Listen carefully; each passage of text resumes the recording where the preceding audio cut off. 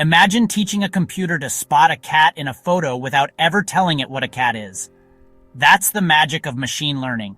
Machine learning is a branch of artificial intelligence where computers learn from examples instead of following step-by-step instructions.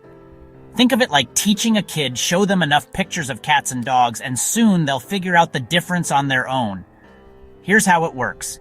You feed an algorithm tons of data like emails labeled as spam or not spam. Over time, the computer starts spotting patterns. It learns what spam looks like, and eventually, it can filter your inbox all by itself.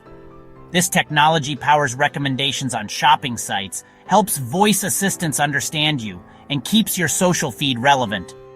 The cool part?